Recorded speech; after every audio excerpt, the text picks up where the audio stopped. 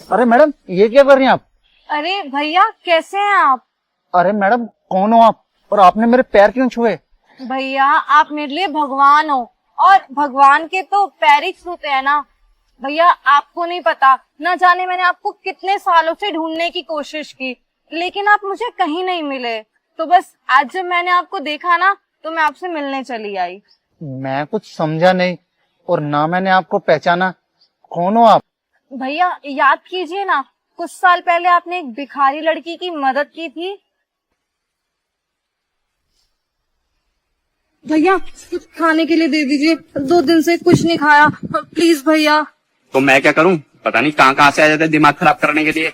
भैया भैया दे दीजिए ना कुछ खाने के लिए।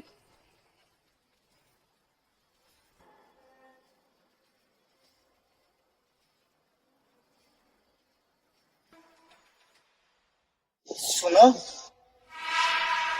अच्छी भली तो हो तुम, फिर ये भीख क्यों मांग रही हो?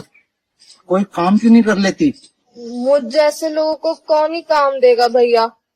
हम जैसे लोगों को तो भीख ही मांगनी पड़ती है।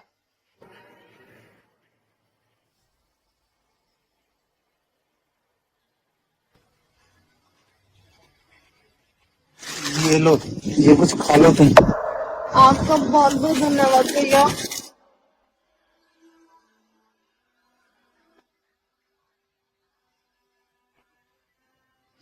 अच्छा, तुम रुकना ही।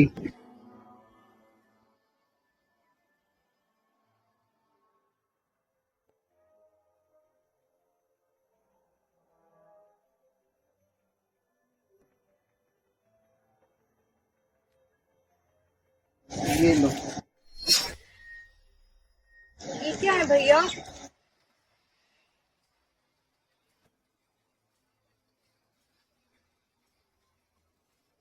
ये कुछ किताबें हैं, बाजू वाले सिग्नल पे जाकर इनको बेच देना। जब ये बिक जाएं और उनसे कुछ पैसे आ जाएं, तो उनसे खाना खा लेना।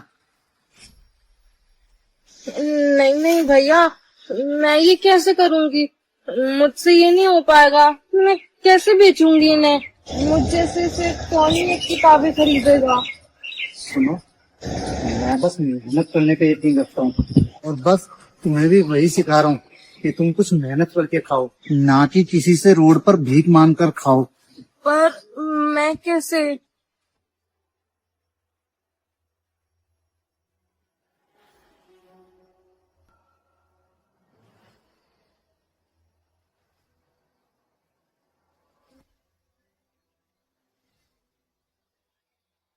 इसका मतलब तुम वही लड़की हो जो उस दिन वहां पर भीख मांग रही थी?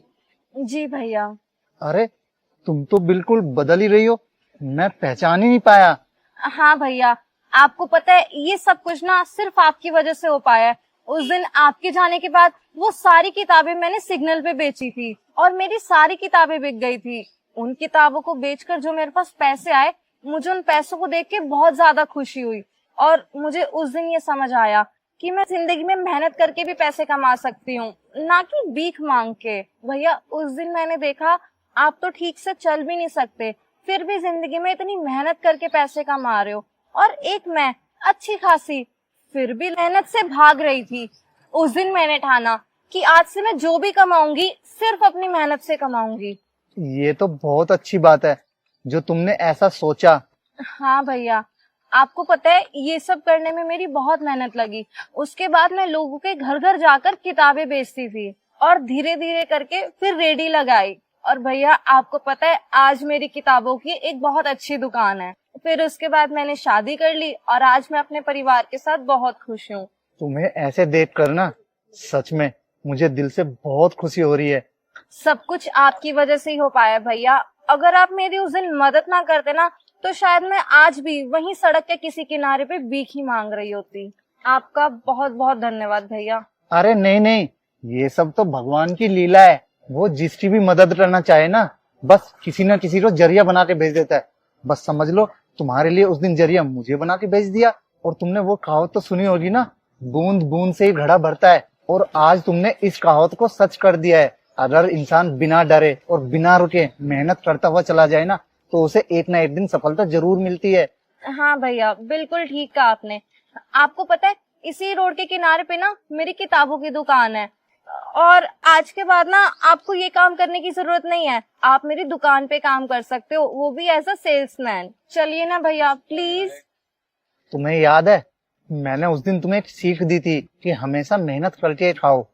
बस मैं भी उसी सीख पे कायम रहना चाहता हूँ। तुमने मुझसे पूछा, उसका लाख लाख शुक्रिया बहन, पर मैं अपने इस छोटे से काम में ही खुश हूँ और मैं अपने पूरे जीवन में इसी तरह से मेहनत करके कमाना चाहता हूँ।